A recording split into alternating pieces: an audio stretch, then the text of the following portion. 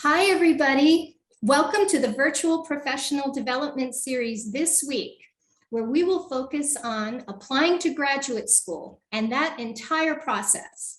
This session is for students who are interested in the biomedical sciences or STEM graduate programs. I am joined by my esteemed colleagues and distinguished panelists, and I invite each of our panelists to introduce themselves at this time. Dr. Gaines. Hello, everybody. My name is Michael Gaines. I'm at the University of Miami. I'm in the Department of Biology. That's my home department. And I specialize, my research has been looking at large mammals in Africa, looking at movement of elephants, looking at lions. My other hat, my administrative hat, is I'm Director of Undergraduate Research and Community.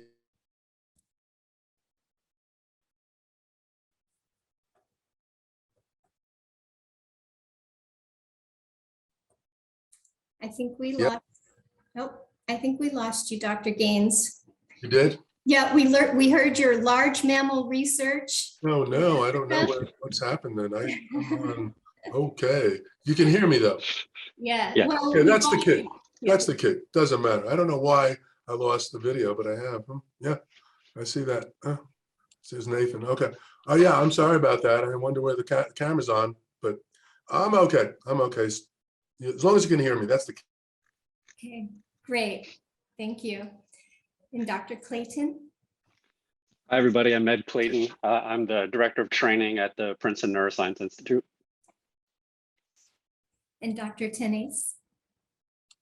Hi, I'm Naoko Tanesa. I'm Associate Dean for Biomedical Sciences at NYU School of Medicine.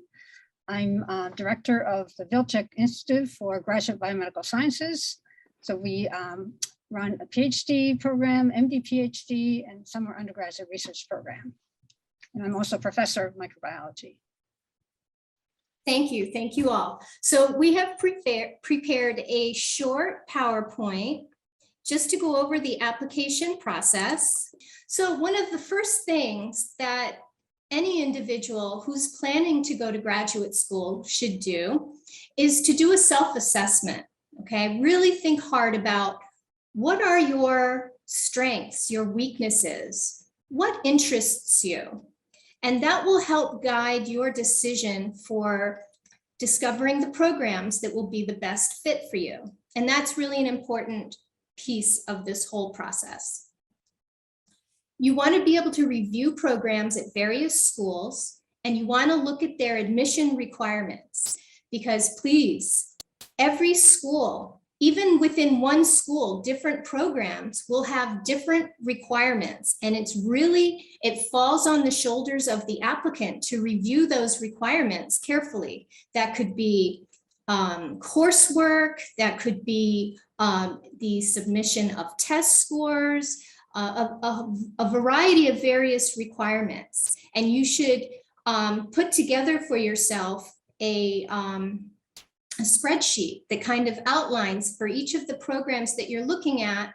Keep track of those requirements.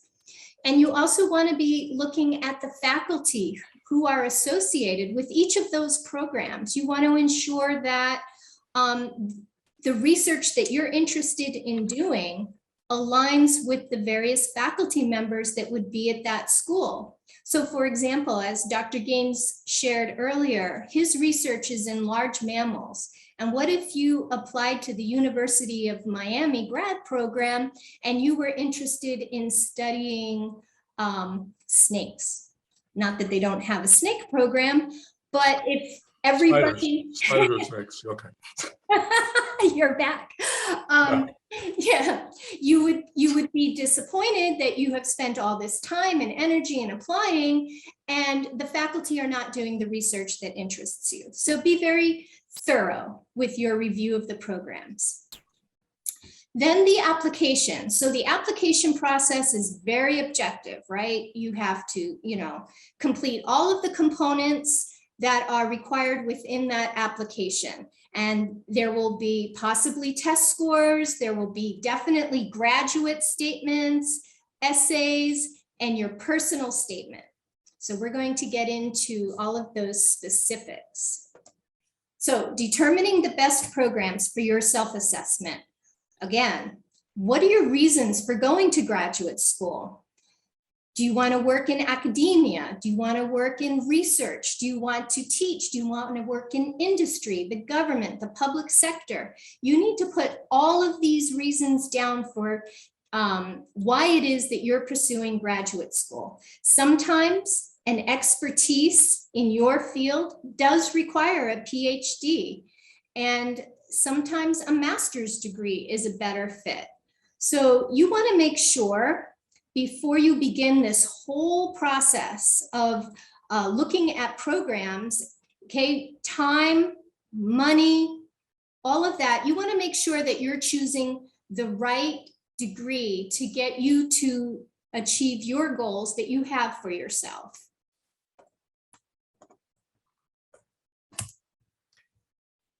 So the application may include fees. It depends.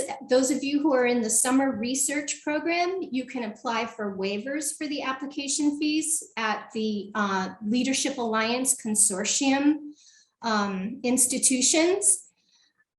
Test scores. So test scores, this is a very volatile area right now because many programs are requiring it. Some have waived it, and some have said it's optional. And that's confusing. And we will provide a little bit of clarity where we can as far as test scores go. Your letters of recommendation. Who should be writing these letters of recommendation? The application will likely tell you that you need to have at least a faculty member who taught you in a science course, or maybe it will tell you your letters of recommendation have to all come from maybe your research faculty that you've worked with. It all depends, and it all depends on that specific program. Your statements of purpose. So this is also another area that you have a lot of control over the application process. You want to discuss your research achievements, where you've done research, what you've researched. And if you've had multiple discipline fields that you've done your research in, you want to be able to connect your research for the applications admissions process. You want to show that all of this makes sense for who you are and why they should admit you, because this is your area of field, your growing expertise in this area. And there may be other requirements that are particular to specific programs, and that could be coursework, it could be internship, it could be a variety of different things. And your CV. If you have a curriculum vitae, we would encourage you to submit that along with all of the other application pieces.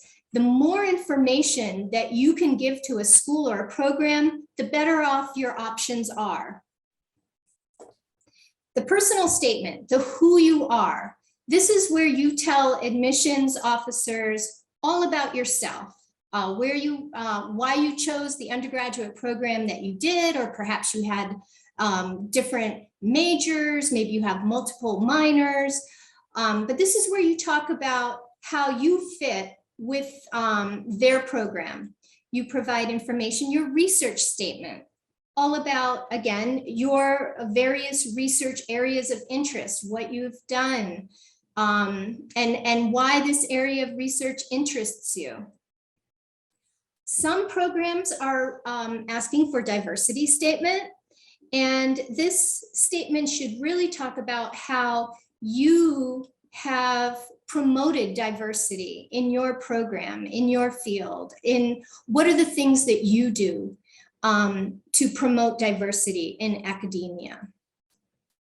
The application essays. Now, sometimes there are some optional essays that students are invited to write, and it's a free write. Sometimes we encourage students to always try to create an application essay that's open-ended, to again, give the admissions faculty more information about you.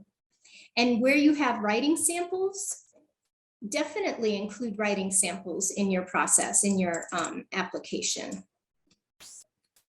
So your personal statement should be unique. It should highlight the details about you, about your academic, your curiosity, your history. You want to provide for the faculty committee all of the qualities that would make you a fit for their graduate program. And how you can think about that is doing an outline, how you can put everything together about who you are up to this point in life and the experiences that you have that have shaped you as a student. So I'm going to stop sharing and invite the panelists to share any other information that you may have. I apologize for the technical difficulty. Don't know why.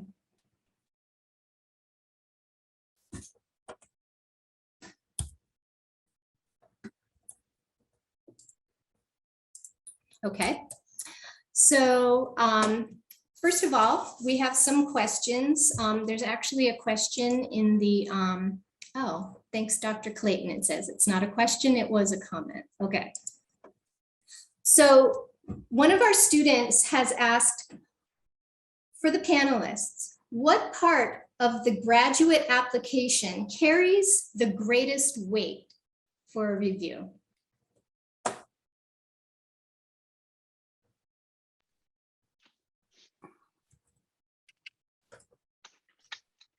So I think from the neuroscience psychology perspective, which I think I'm representing here mainly today, it's definitely the personal statement. You know, we do a holistic review. Most places do these days, but it really starts with your personal statement, telling us what you've done, how you've gotten to this point in your career, and importantly for a lot of schools, what exactly you want to do at their school. And so the other things, you know, GPA, obviously we're going to look at. GRE scores might be important for some people, but letters of recommendation and the personal statement, with the personal statement being definitely the biggest and most important thing for people in our field. Yeah, I would agree with that. I would agree with that, that the personal statement lays out, okay, a map of what you've done, and that becomes really important and impactful in terms of the admissions committee. Within that personal statement, though, you want to mention some of your experiences with research. You want to talk about your ability to persist, because research is filled with false starts and failures, and you have to be really ready for that. That's the way research is, and I'm sure a lot of you have found that out, that failure is a good thing, because from failure you learn what to fix. It's a bad thing if you repeat the same mistakes. So that your whole ethos in terms of who you are comes out of that personal statement with respect to research, with respect to your ability to handle disappointments. And that is, to me, a critical piece of a holistic evaluation. Obviously, you'll have letters from faculty members, teachers, whatever, that could speak to your other attributes in terms of how you've done. Also, the whole research piece, if you do these summer programs, you're in summer programs now, then you want to get somebody who will also write letters of evaluation. I'll call them letters of evaluation rather than letters of recommendation. You want at least your people that you have as references to evaluate you. And I think that comes out very strongly. If it comes out very strongly, then that will make a difference in terms of how successful you'll be. And I think the GPA is not as relevant. I think it's a important part of the story, but it's not as relevant, because people that are successful in research are able to be resilient and persist. So that persistence theme becomes really important. So that's my take on it.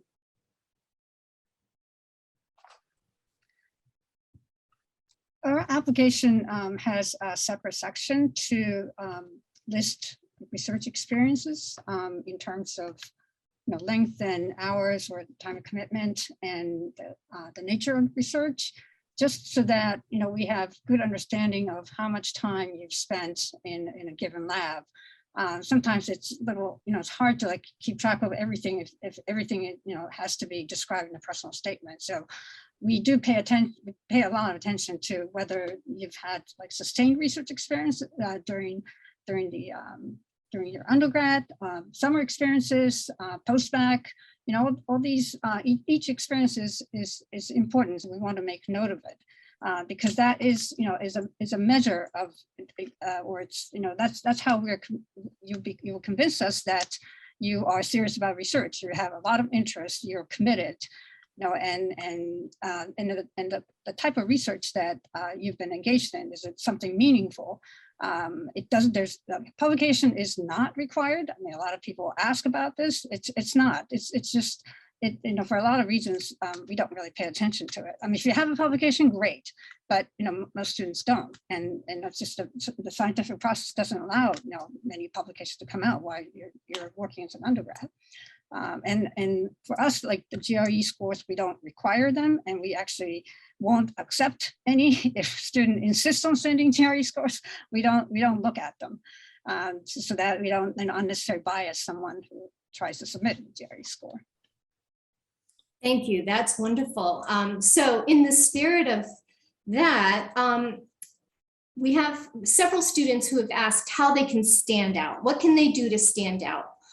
As your experience in reviewing applications for PhD programs, what are some of the qualities of specific standout students, maybe star students in your programs? What are some of the things that you recall that were really enhanced that student's preparation, that you felt prepared them for grad school?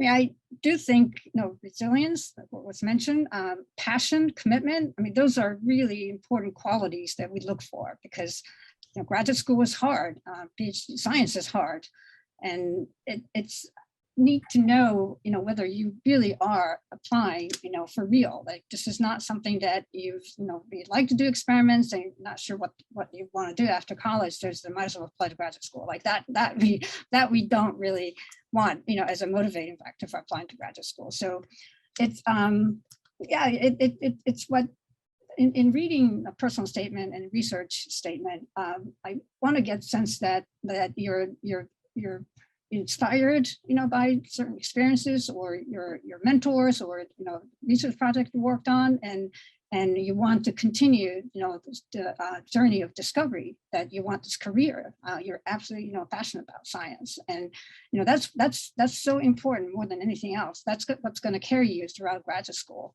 Not necessarily, brilliant, test scores and things like that. It's resilience, persistence, determination, all these things.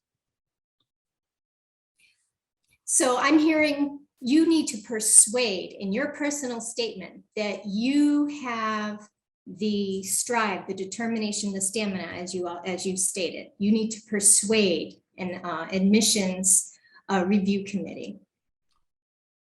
It's true. And I think what's really important, and I agree with what's been said, it's not about telling people that you're passionate about it. I'm passionate about this.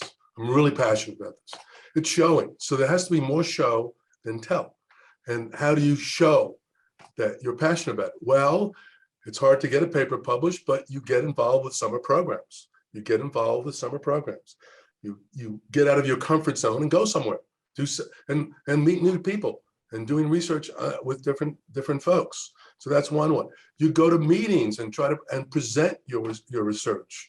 Do it at a student meeting. I mean, you could start here at Lands, for example, as a place that you could do it, or you can go to Abercrombs, or you can go to SACNAS, start out with a student meeting, then build up to a professional society.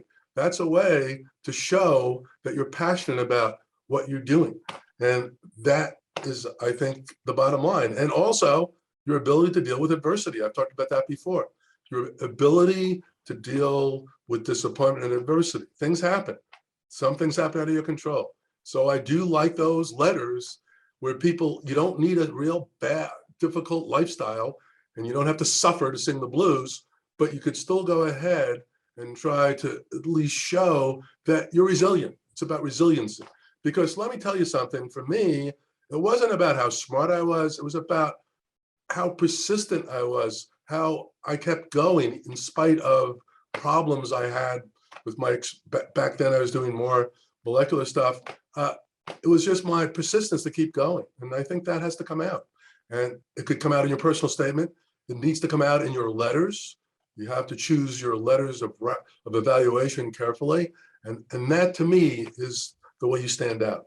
Not telling about your passion, but showing your passion. Thank you. Yeah, so I agree with all of that 100%. One thing that I'll add is I think it's in your best interest to do a little homework about the places you're applying. I know that what stands out for us is that when people are writing in their personal statement and they get to the point about, why Princeton? What is it about Princeton that attracts you? And people that have, read our faculty's papers, that, know what labs they want to do rotations in, that have kind of thought out about, I want to collaborate with this person and that person. I'm thinking about a joint project there. That's really important for a smaller program like us. That being said, I contrast that with my good friends at Penn, which is just down the road. They have 200 neuroscientists there. They're just looking for people with the passion that we're all talking about, and they love neuroscience. But it's still worth your time taking a look at the faculty, see what they're doing, and make a case, in your personal statement for why Princeton, why Penn, why Miami. And that's one way to stand out. It's people doing their homework, putting some thought into why you're applying to that particular institution. Thank you. All great pieces of advice. So here's a question from one of our guests. What are the differences between the personal statement and the research statement? What things do we write in our personal statement that is not in our research statement? That's a good question. So if you have a research statement and we're talking about the research and the connection, then what do we put in our personal statement? What are the things that, how do we differentiate?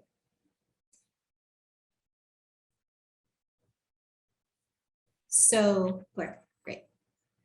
Yeah, so we don't have that at Princeton, so I'm actually not familiar with separate statements. So I'm going to let my colleagues take that one. Same here at Miami. I mean, it all gets tied together in the personal statement, but I guess NYU, it's different. Maybe we can hear from you. Well, we have a separate section to describe your research experiences, like I said. So that I think it's good to be able to see, a list of different experiences, of length and that kind of stuff.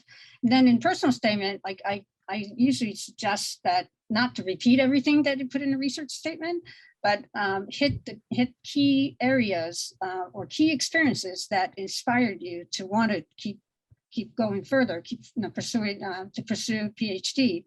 And so, yeah, we don't necessarily want to see the whole thing, described in great detail, but, pick ones that are truly critical in helping you decide that this is what I want to pursue for my career. So that's our general recommendation for personal statement. Thank you. So I've been meeting with students, and I've actually been telling students to prepare 4 statements, 4 individual statements, sort of individual. So I'm directing students to complete a diversity statement, a research statement, a personal statement, and then this statement of purpose that has all of these things, all 3 of the essays kind of incorporated in it.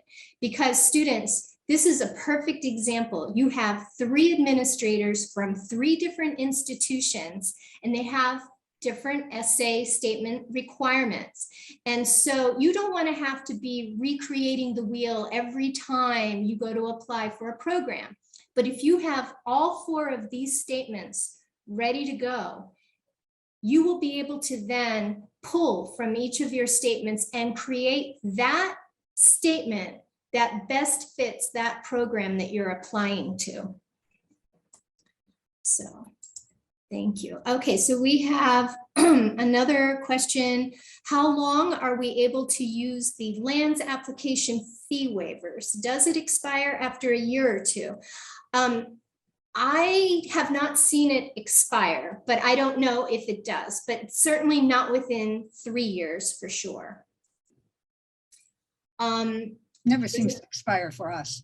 Yeah, I wouldn't think that it does for any of us. Is a work resume something that can be included in an application? We require the student applicants upload a resume or CV. Yep. I mean, I generally recommend a CV or a resume, although I know the terms are used interchangeably. I usually think of resumes more for business and it's 1 pages or 2 pages. I think for us, we want to see everything. We want to know about all the research experiences. We want to know about all the conference abstracts, all the talks.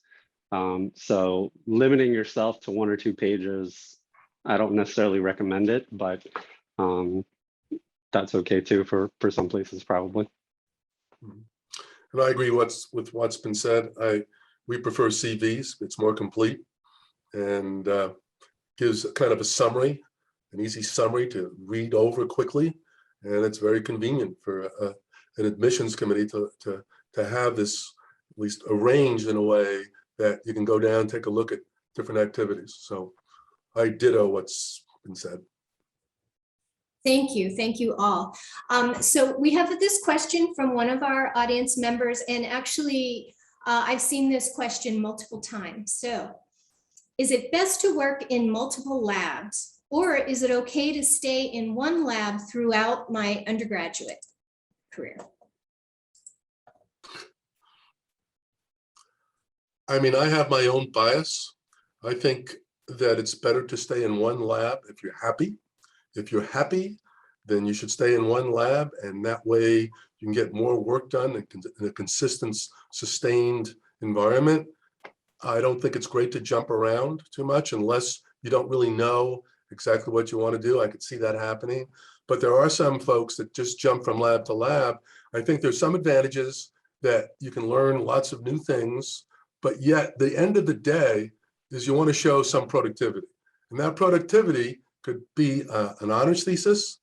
It could be a presentation at a meeting.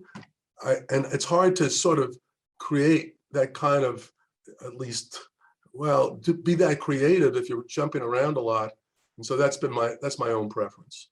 As opposed to other kinds of, again, I want to go to a field like medicine, and I see a lot of pre-meds, and they like to jump around a lot of the students. I don't want to generalize, but yet they think more is better, but I think less is better. Less is more. That's my feeling, but my colleagues might have a different take on this.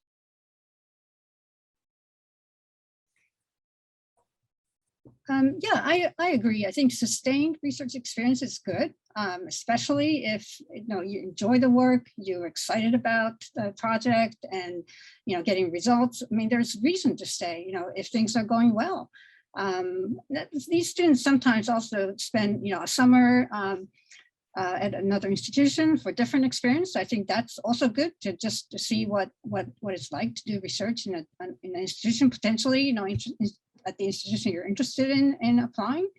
When you're working in one lab, like I said, I think it's a great experience, but I want to encourage the applicant to try to make connections with faculty other than your research mentor, because that's one thing that might come up short, is like, how many reference letters can you get from your research mentors? And if you have several experiences, you can get a few. But when there's one research experience, sometimes although it's not fair, like, faculty reviewers to look at it, it's like, well, there's one letter from one lab because that's the only lab they worked in. And, it's not, it doesn't do justice, right? But I think it's good to sort of cultivate some relationship with the like collaborating labs or labs on the same floor so that, you get to know faculty and you can ask for their reference letters. Yeah, I agree with all of that. I think in an ideal world, you coming into college, you starting in a lab in your second year and you work in the same lab for 3 years, you get a couple of posters and abstracts out of that. I think that's great. However, all of us also recognize that some of you are at schools where that's just not possible. Or for example, you want to be a neuroscientist, but you don't have any neuroscientists at your university. And so your only option is doing summer research programs, like we're doing here. So I don't think that in the admissions process, one is favored over the other. One thing that I say often in our admissions meeting is they've done everything they could possibly do. They've gotten as much research as they could. Maybe it's not the same as everybody else, but they really went out there, they found summer programs, they got some experience. We've got to give them credit for that. And so I'm not going to say one's better than the other necessarily, but we definitely take students from both pathways. Thank you. And there's this other question from one of our audience members that reads, for students who do not yet have 2 years of research experience, and part of this is due to the pandemic, as we all know, would you recommend them to apply to post-bac programs to obtain more experience? So, I mean, your answers have all been, it's on the research and connecting, but obviously we've all lived the reality. So what do you think? Is a post-bac a better option at this point? So one thing that I always tell our summer students is it kind of depends on what kind of program that you want to go to. And so I'm going to use myself as an example. I got my PhD from the University of Virginia. It's a fantastic place, great memories, great education. I currently work at Princeton. Princeton and UVA are not the same.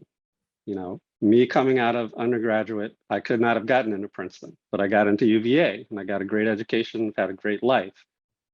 2 years of research experience would have been more than enough to get me into UVA, not to Princeton. So that's one of the factors you have to take into consideration. The other thing I'll just say, and I'll leave my colleagues to talk about other things, is that you don't necessarily have to do a post-bac program. You can just be a research assistant somewhere. There are plenty more research assistant positions than there are post-bac programs. Nothing against post-bac programs. I think they're great. But there's a lot of other options for you to get research experience. Okay. So we have several questions from students asking, when should they begin this whole process of looking at grad schools? And there's several questions I'm going to pull into this. One is, where do they need to start? Like, where should they start? Should they visit the school? Should they reach out to faculty?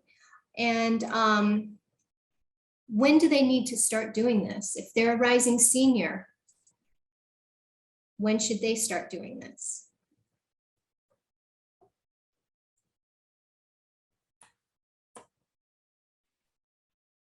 Today, looking up the internet, using the internet as best you can to dig as much information as possible. I also always encourage people to email faculty they might be interested in. The worst thing that can happen is they say, well, I'm not taking students this year, or you don't get a response. That's happened to all of us. That's not going to sting too much, but I'd start looking into things as soon as possible if you're a graduating senior or you're graduating 2023. Yeah, I agree. The earlier the better. The earlier the better. I mean, the more you find out about different schools and different areas and faculty, you can go on the internet. I think that is really important. And that gives you a head start to begin with before you're rising senior. I mean, you just start looking around if this is something you want to do with your life. And I think it's never too early. If you already know research areas that you're interested in, and you probably have had a chance to read some papers that's really fascinating, then you look up authors where they are. And that's, one way to see if there's a graduate program that, has other investigators doing something in that area. And, can sort of start from there if you have certain interests in mind. Now, we have an open program, so we get a lot of students, who apply to us because they're interested in bacteriology or developmental genetics, but then they apply and they can actually go anywhere they want. So, you can certainly keep an open mind, but place to start will be like what area attracts you, and then you have to use an institution's website, and hopefully you find places that are easy to navigate. Need to look up, different fields of training, and then I guess, you decide like where you want to live, what part of the country you want to go to, and these other factors like big cities or not, more university like areas. So other factors can be added to your decision making process. Thank you. So we have another question. How important is a PhD if I don't want to continue in academia, but I want to have my own startup and build a company? Is there a place for entrepreneurs in a PhD program?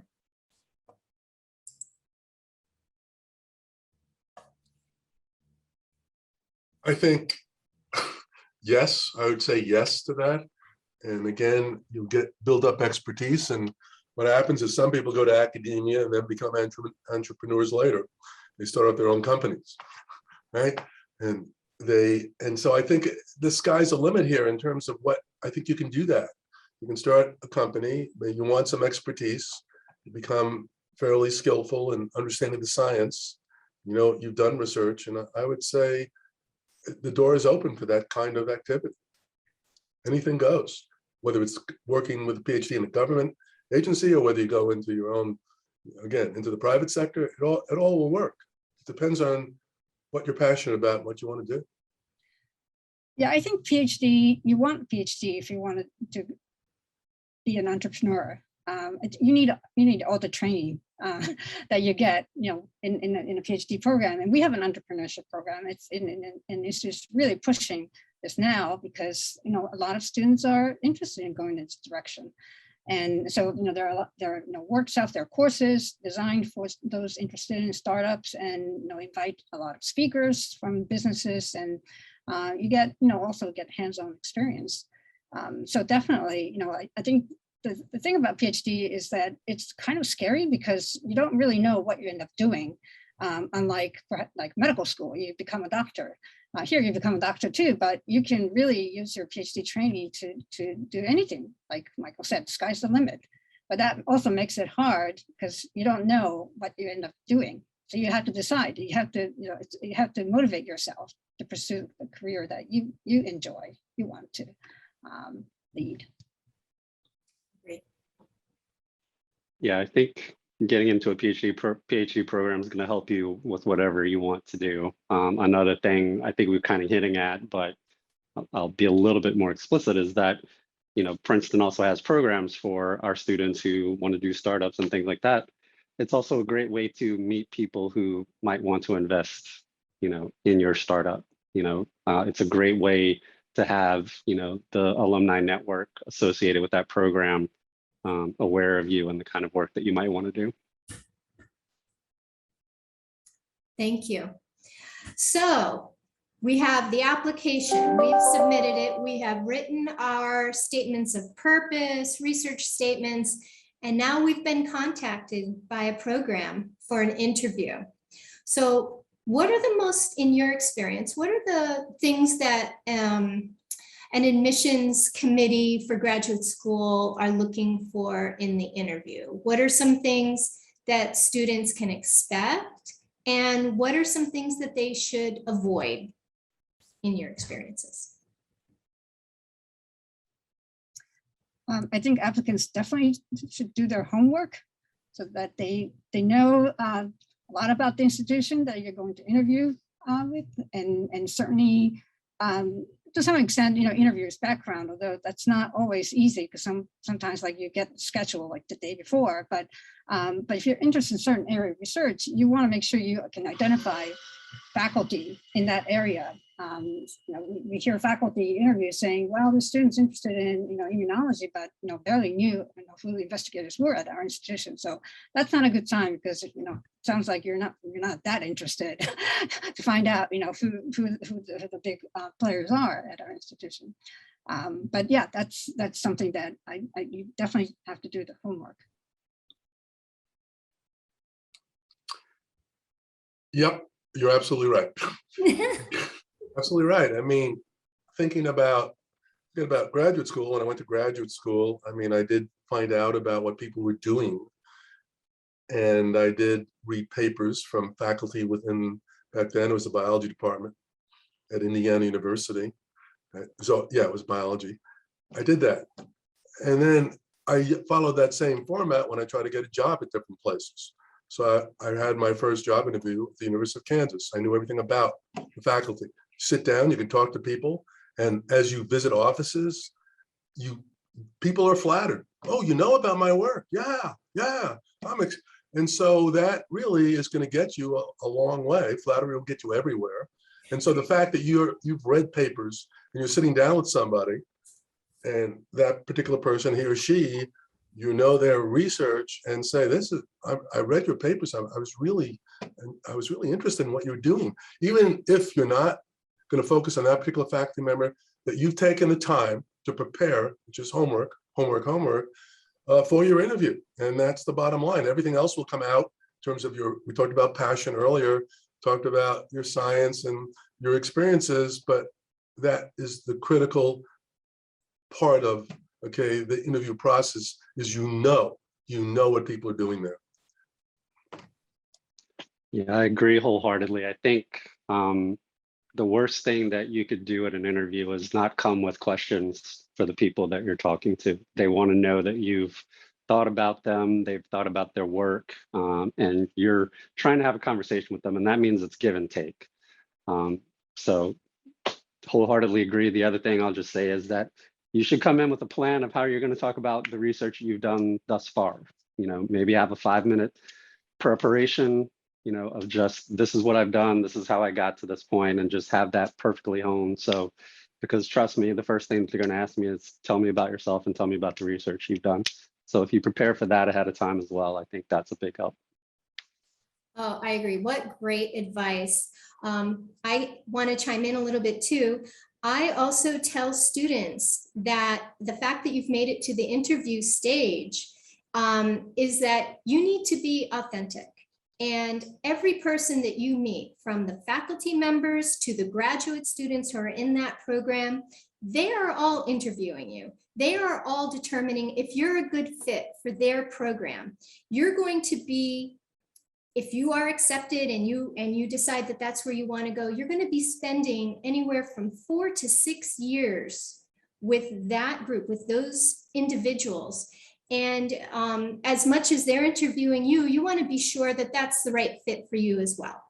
And I tell students, don't think because you're in a break or whatever, the way that you conduct yourself completely, everything that you're doing is going to be noticed. And but again, be authentic. I'm not trying to say do something that you wouldn't normally do. What I'm saying is that it is an interview and it works both ways. Okay, so we have a question regarding, what is your opinion on gap year? So a student maybe the student has been accepted to one of their fallback programs, right? And they're trying to determine, should I go ahead and admit and accept admittance into my fallback program, or should I take a gap year, build up my research, my CV, and then apply again? How is that? How do you see that?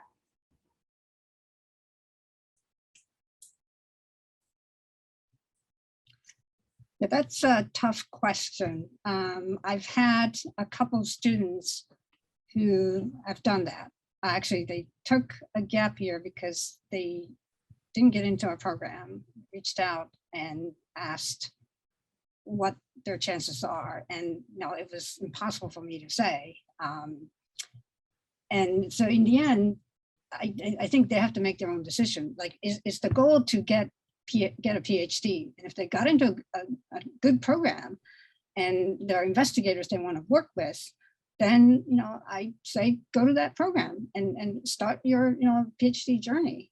But if the school is not, doesn't excite you, or the scientists there, you know, that you don't really have, there's a lab that you want to work in, and you really, you know, want to get into another institution that offer more options, then take the gap year.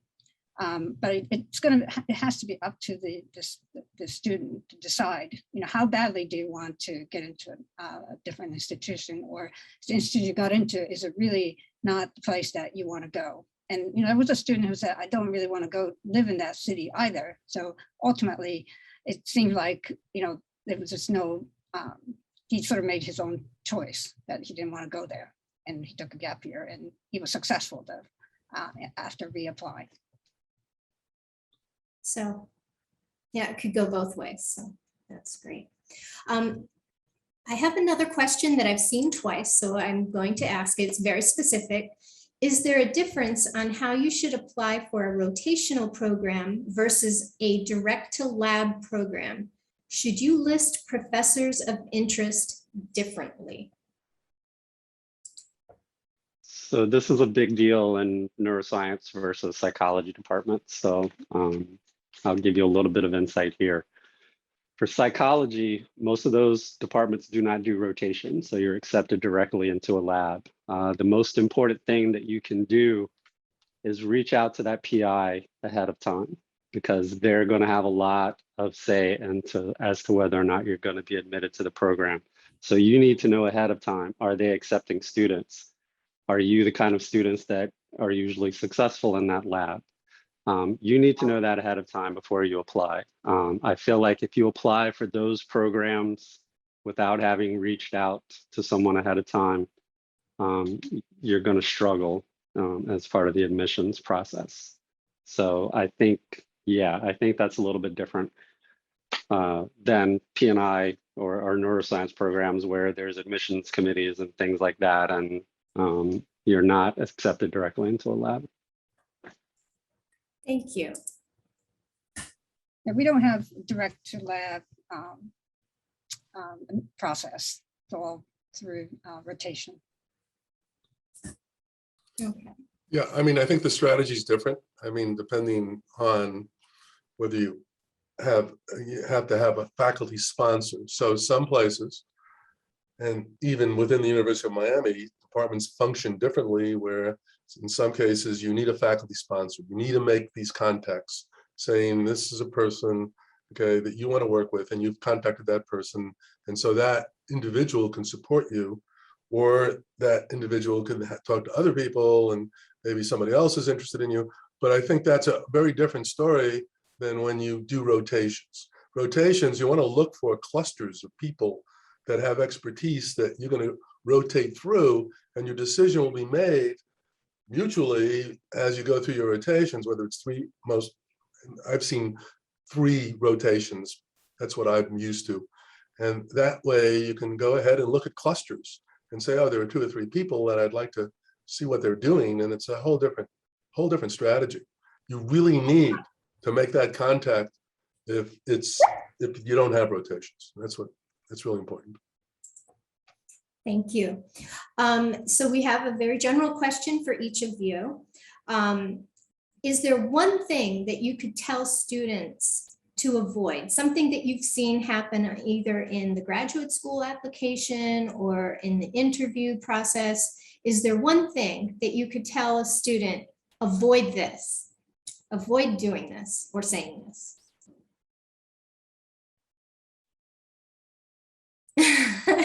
Looks like Dr. Gaines has a few. Go ahead. I have a personal. Go ahead. You go ahead. Yeah.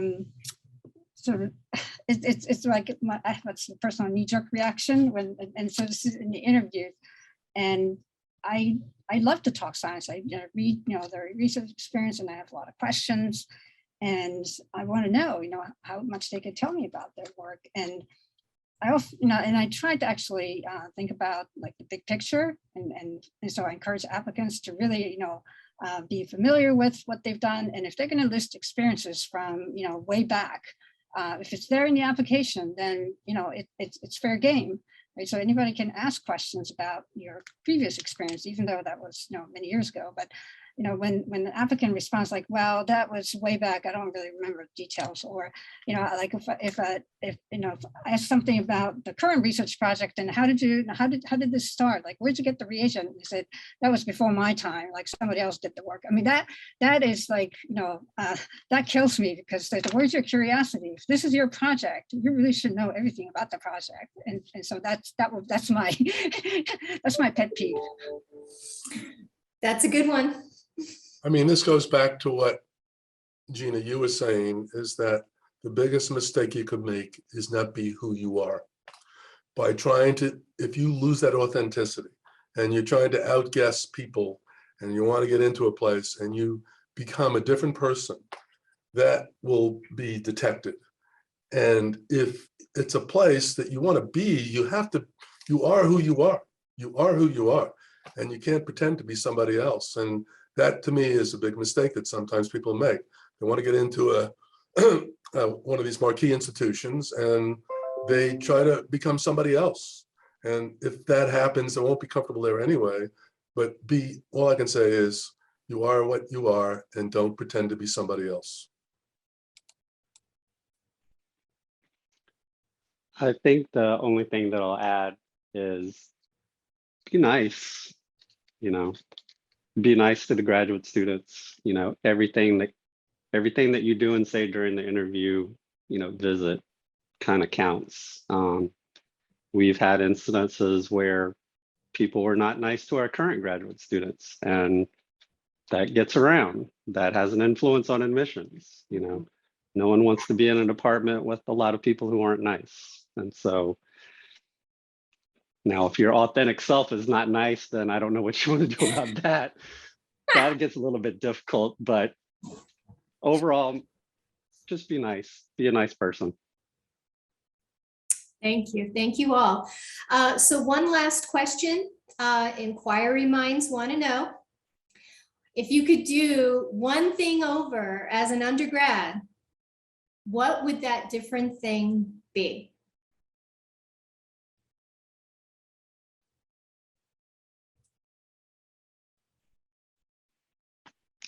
Okay, so I've got this one. So ask for help. I was a first generation student and obviously had no one in my family who I could go to for advice on how to succeed in college. And I got to college, and for 2 years, I did not succeed. And I didn't know that I could ask somebody for help. I didn't know how to study. I didn't know how to prepare myself for class. I didn't know any of that. And I can say to this day, when we have new graduate students or new postdocs coming through our program or summer interns, the first thing I tell them is that ask for help. It's much better for you to just come to me or someone else that you trust in the building and ask for help than, really languishing and wasting your time and energy when you don't have to. So that's mine. Thank you, Dr. Clayton. That is truly great advice to be carried over in so many spaces of an undergrad. Thank you so much. I appreciate that. And I'd love for our other panelists to answer that as well. Okay, I mean, I would just say, I think asking for help is really important. I want to reinforce that. And a lot of us sometimes are afraid to ask for help, that somehow that you'll be detected as not being knowledgeable enough. And we got to get over those fears of insecurity, right? And I think that's important. And along those lines is you can't sweat the small stuff.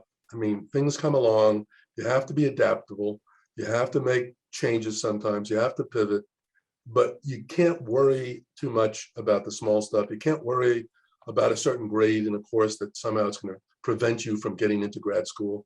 Those things don't matter in the long run. Nobody really cares. And that would be my advice, is that I went into, as an undergraduate, I was a little too serious. We talked about that earlier. And I feel like sometimes, I mean, you need to take a break and you need to enjoy life. And that doesn't always mean doing research all the time. It means sitting down and trying to expand your horizons, whether you're reading Shakespeare's King Lear or whatever. I think you have to be able to take advantage of those kind of opportunities, because before you know it, you get old.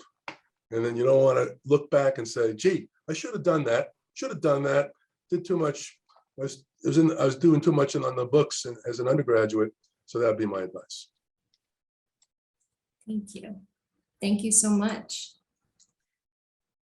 I think asking for help is really important. So I was an international student and I really didn't know what I was doing. So I kind of tried to figure my way out, and eventually I got somewhere, but I think, I could have gotten some help if I did more. And also I think what, Dr. Gaines has said, it's like, you probably don't want to overthink about this. Like you do have, if you want to do science, there will be a way. You're not going to, just because you got turned down by one graduate school doesn't mean that's the end of your scientific pursuit. You will get somewhere, and if the school, doesn't want you, well, you don't want to go to that school because they decided that they don't want you. So, things work out, right? And if you get into school that you're excited about, well, they're excited about, getting you as a student. So it's a good match. So you kind of have to sort of take it, as things go along. Like, don't be so, crushed by, objections, because it's probably not going to be a good, good fit. Thank you. Thank you, Dr. Clayton, Dr. Tenese, Dr. Gaines, for lending your expertise and your experiences with our virtual student audience. I know that the students just really value all of these opportunities to engage with faculty such as yourself. So thank you so much. Students, I'd like to invite you for tomorrow afternoon at 4 p.m. The Virtual Professional Development Series will host a similar webinar on MD, PhD programs. So if you haven't decided between the PhD and the MD and you're thinking, why not combine them both into a dual degree, please join us tomorrow at 4 p.m. The link is in the Google Classroom.